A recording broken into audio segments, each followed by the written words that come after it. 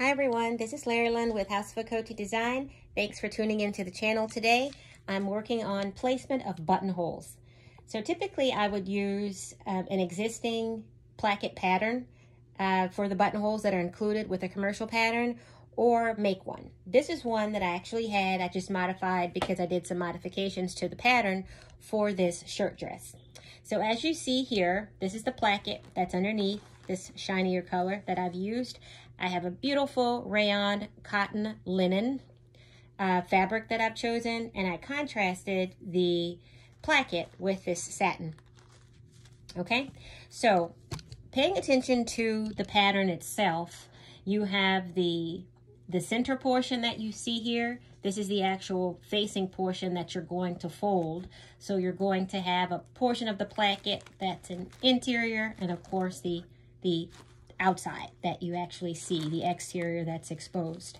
You're going to have two options. This was version A of this dress, and you also have version B. I've chosen version A with the buttonholes, okay? So what I typically do is take a pin and I put it through the mark of X here, and I get a mark. You can kind of see my little blue mark underneath. And I want to make sure everything is evenly spaced throughout. And I use my trusty tailor's chalk to actually mark. Now, how do I decide how far to go from the edge of the placket?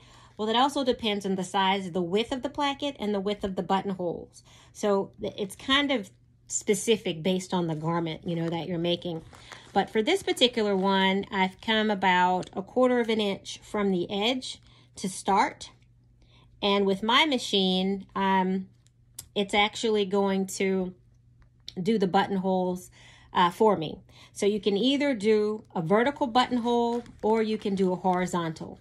Now, if I were going to do horizontal, I'd probably start again about 1/4 of an inch from the edge here. And based on the width that the machine, the sensor, determines the button width to be, is where the machine would stop. But in this case, I'm actually doing a vertical buttonhole placket. So I'm going to start based on where the buttons are lined up here. And my machine is going to start at that level. It's going to stitch up.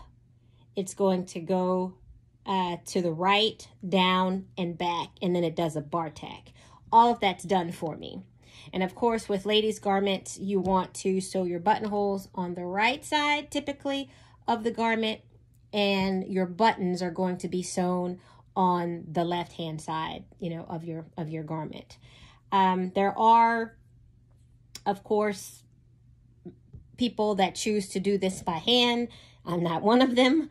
So sometimes I do allow the function of the automatic button feature of the machine to actually sew the button on. And I think I do have a video on my YouTube channel that actually shows that option as well. But the main thing for placement is you want to use the pattern or make a pattern based on the placket width that you have. Make sure you're lining up your center front of where that placket facing folds in, because that's where your placket will line up. And of course, you can determine if you want it to close all the way up to the neck. And I typically don't wear it all the way up, but I did make a mark for that as well, of which this one's going to be horizontal. But I'll let you take a closer look at what the placket looks like. And I typically stop about 6 inches from the bottom. So this will call for about 7 buttons on the placket, another one at the collar here, and then of course I'll have one at each of the cuffs. So I will do another quick video later today or tomorrow showing those actual buttonholes being made.